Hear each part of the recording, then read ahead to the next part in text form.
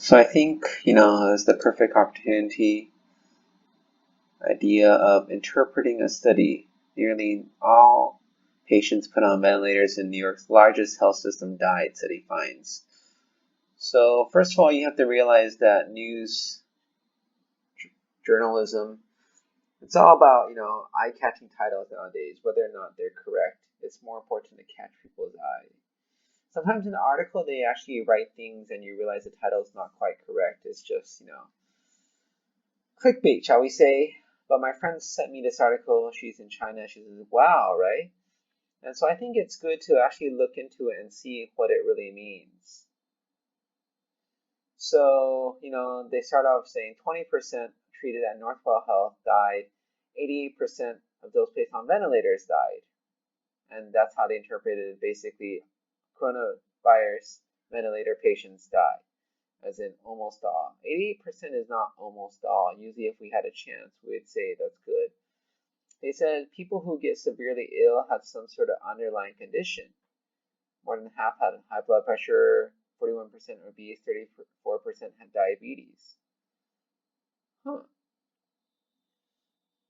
Does that actually mean anything? So first of all, we have to talk about the idea of prevalence. So if you look at the study, right, here presenting characteristics, they actually tell you about all these baseline characteristics. Whenever we look at medical studies, you want to know these baseline characteristics. Why? Because you want to know whether they're relevant to your population. Say your population is very different than this, then maybe they wouldn't be relevant, say in a country where people are very healthy. But if you look at things that they sort of listed as very important, like this idea of, 41% obese, well, what is the obesity in the US? So I actually looked it up. It's 42.4%. So you're saying if you're obese, right, it's basically the same as if you're not obese, the risk of being in a hospital, because it's the same in a hospital as outside. If people who are obese are more likely, it should be higher in a hospital. Here's a CDC fact sheet on selected health conditions and risk factors by age, and it's comparing, through 2016, so a few years old. These numbers have obviously gone up. But I think there's a few things to look at here. First is, how do you determine somebody has these things, right? Diabetes, for example. There's different ways of testing for diabetes. One is the fasting blood sugar, right? And one is the hemoglobin A1C, which is said to be an estimate over the past 3 months, so it doesn't vary as much.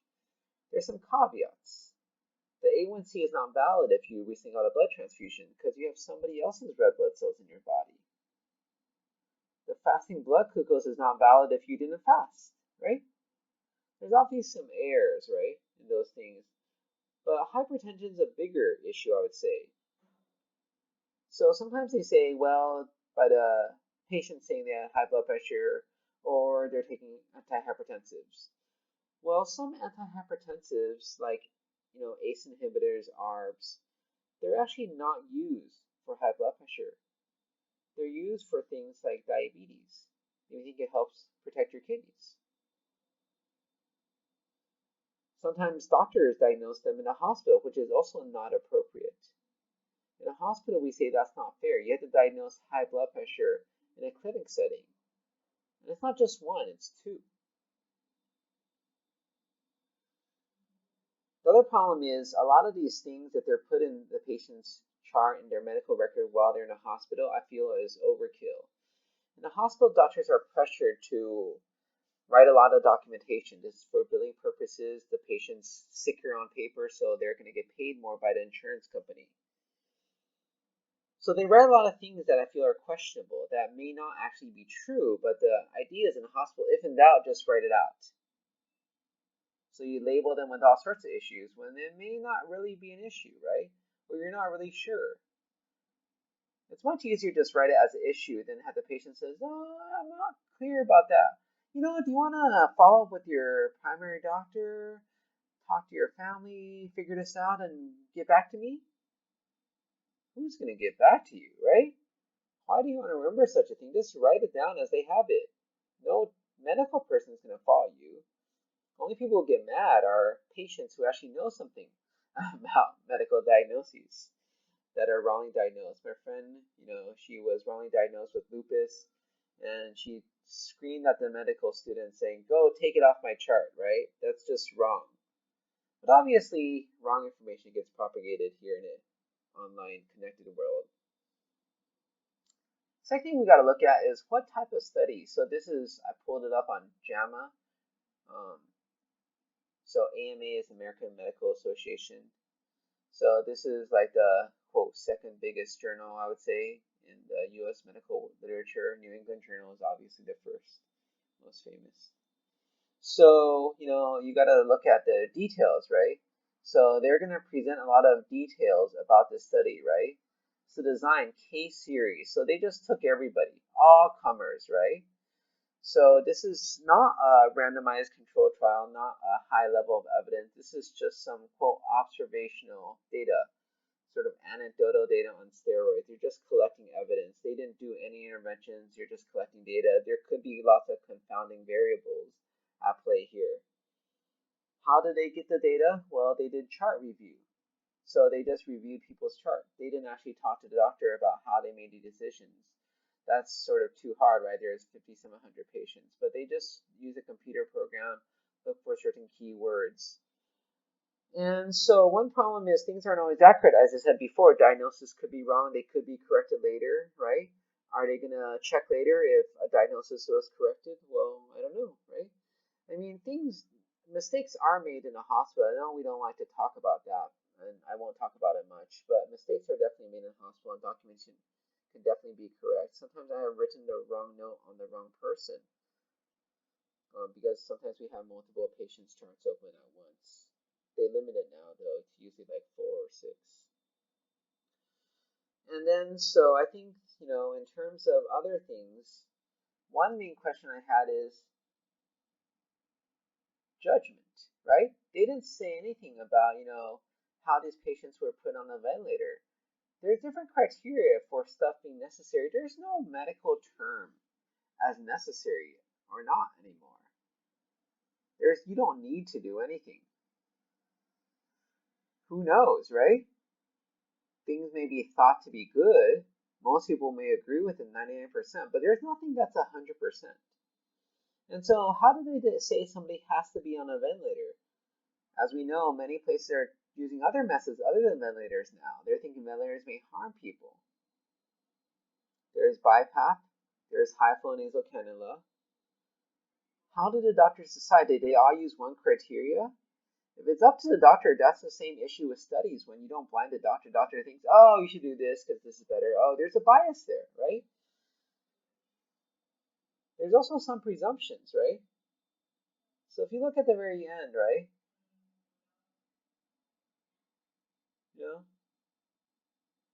They're comparing it to China, right? So they're saying, here you have older persons, men, those with pre-existing conditions, hypertension, diabetes, were highly prevalent and was similar to data reported in China, right? That's actually not true compared to China. China actually has a very much lower prevalence of these things. So the fact that you have so many people with hypertension who are sick from the coronavirus in China and diabetes, that actually means it's a bigger deal in China than it is here in the US. And the US is not a big deal. Yeah, you have some more people in the hospital than in your general population, but in general, you have a lot of people with these things. In China, it's much less prevalent. Or maybe it's not. I don't know, because I think a lot of in China is hard to know, because a lot of data is not collected well. I think a lot of people in China don't see the doctor regularly just for routine physicals. Actually, in the US, that's not very common as well, because insurance reasons. In Sweden, most people do seem to get a physical, so I think they have a much better grasp of who has what disease or not. So if you look at this idea, right, they're saying how many people required ICU care, how many people required mortality. You remember about Boris Johnson, how he was in ICU but not on a ventilator? How did he require ICU care? Why is that something to be done in the ICU? Well, this is the thing. Different hospitals have different criteria for being in ICU. And sometimes you think ICU care, you'll get better faster anyways because people are taking better care of you. Now, places like New York, that actually may be the opposite because people are more overwhelmed in ICU. Not all nurses are able to work in ICU, but ICU nurses can definitely work on a regular floor, right? You could always downgrade yourself. So maybe they're spread too thin. Some places said, 1 to 3 nurse when it's usually 1 to 1 or 1 to 2. It's going to go to 1 to 6 if you just don't have the staffing. That's just life, right? And then there's also maybe a difference in sort of population, right? So the idea is, even if you look at this, right? This is trend over the US, but we know certain states are healthier than other states. Say you go to the Northeast, Vermont, for example, where everybody seems to be outdoors and exercising, right? In Oregon as well, a lot of people seem to go out and exercise. In Miami, everybody's skinny, right? I don't know if it's surgery or not, but I think they put a big emphasis on being slim, right? So I'm pretty sure.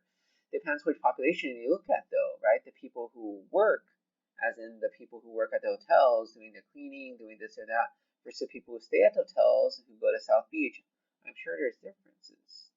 So that's one issue with populations and generalizing across the population, because it's probably different. And the other thing is, in New York, the situation is different than a place like California, right? People in New York, Detroit, they don't go unless they're very sick. There's reports coming in that people suffer at home until things get really bad before they go in because they're just so afraid of going to the hospital. People in California are also afraid of going to the hospital. My friend who works at an emergency room says they have definitely less people. But the difference is, I think people in California still go in if they have something like severe abdominal pain. But they're holding it in and they're getting ruptured appendicitis in New York. They're having abscesses form inside. And so, that's the idea of how afraid they are of going into the hospital. So maybe there's one thing is we don't talk about where they're catching them in time, right? They're just taking all comers, but maybe they're catching only the late cases. And maybe by this time it's so late that it sort of doesn't matter what you do. And a ventilator is not going to cure you. If you get better, wonderful, right? They're not doing much for the hospital than giving you some oxygen, but it means that you're already on a curve, and your curve was already bottoming out, and you were going to get better. And if your curve just keeps on going down, the ventilator doesn't do much for you. You're going to die anyways. The ventilator just sort of prevents death for a few days. I think one simple thing is, though, that CNN misses, I think hopefully no medical person, no doctor would miss, is that ventilators don't cure you. We never said ventilators cure you. Who said ventilators cure you? They gave your body time to improve. There's an ICU manual. It's like the Bible of the ICU by Moreno. And I thought it was very wonderful because at the very end, this textbook of ICU medicine talked about all these marvelous things we could do for people. It says, all we can do now is keep people comfortable, support them while their body decides whether or not it's going to get better. And I think that's true. Ventilators don't cure people. I don't think ventilators kill people either. I mean, they're saying in these studies maybe ventilators are hastening death, but I'm not clear that that's actually correct. The idea is that it doesn't change the process of what's going on. And that's where all this research into your immune response, right? There's all this talk about steroids, whether they're helpful or not, because this cytokine storm. That's something we could talk about in another topic. But I think this statement's misleading, right? People on ventilators die. I think if they made a statement, severely ill people die, most of them, that would be not news, right? Only severely ill people get put on a ventilator. I think the real question is, do ventilators hasten death? And I don't know that the study can address it because it's just an observation. You're just observing stuff. You're not trying to change anything and observe an effect. And the population in New York is so different than the population in California, for example.